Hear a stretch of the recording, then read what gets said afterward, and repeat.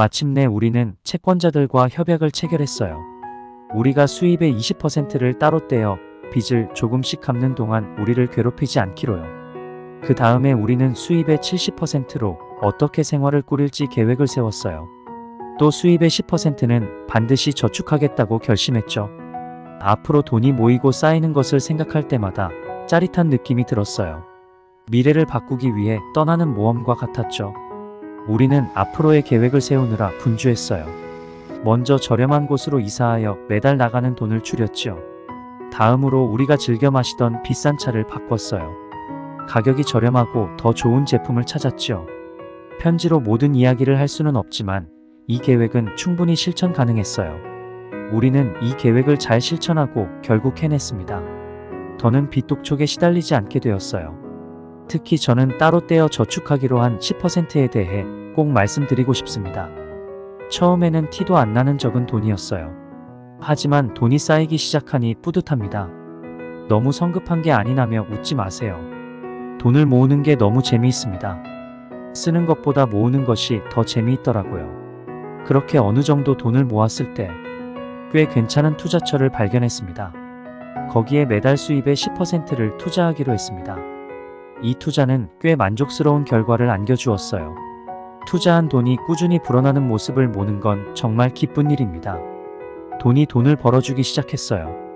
교수직에서 은퇴할 때쯤이면 큰 돈이 되어 있을 겁니다. 투자에서 발생하는 소득으로 충분히 노후를 즐길 수 있으리라 생각합니다. 수입은 예전과 같은데 결과는 큰 차이가 나기 시작했습니다. 믿기 어렵겠지만 분명한 사실입니다. 빚은 서서히 줄어들고 있고 동시에 투자는 늘어나고 있죠. 우리는 예전보다 재정적으로 훨씬 윤택해졌어요. 계획을 세우는 것과 그렇지 않은 것이 이렇게 큰 차이를 만들어낼 줄 누가 알았겠어요? 내년 말에는 빚을 모두 청산할 수 있습니다. 그때는 투자를 더 늘리고 여행도 즐길 예정입니다. 당연히 소득의 70% 이상을 생활비로 쓰는 삶으로는 다시 돌아가지 않을 겁니다. 제가 왜 낙타상인 다바시르에게 감사하고 싶은지 이해하시겠죠? 그는 저를 지옥에서 구해주었습니다. 다바시르는 모든 걸 알고 있었어요. 후세 사람들이 자신의 쓰라린 경험에서 교훈을 얻기를 바랐던 것이죠. 빚 때문에 고통받는 사람들에게 메시지를 전하고 싶었을 겁니다. 바시르가 남긴 메시지는 5영년이 지난 지금도 변하지 않는 진리입니다. 거기에 덧붙여 바실론 최고의 부자가 되는 길은 단지 빚을 갚고 돈을 모으는 것에 그치지 않습니다. 진정한 부를 쌓기 위해서는 지혜로운 투자와 지속적인 자기 개발 그리고 자신만의 원칙을 확고히 세우는 것입니다. 마음가짐을 바꾸고 당신이 가진 자원을 최대한 활용할 때 진정한 부의 축적이 시작됩니다. 오늘 당신이 내린 결정과 행동이 내일의 당신을 만들며 꾸준히 실천하는 자세가 결국 당신을 바빌론의 부자처럼 만들 것입니다.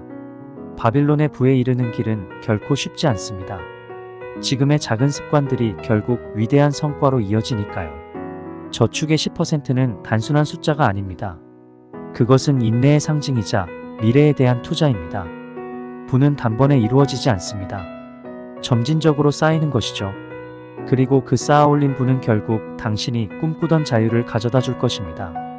그렇기에 저는 여러분에게 꾸준한 저축, 현명한 투자, 그리고 끈기 있는 자기 개발을 강조합니다. 바빌론의 가르침은 단순한 경제적 원칙을 뛰어넘는 인생의 지침서입니다. 그리하여 지금 이 순간부터 당신의 금전적 여정을 시작하십시오.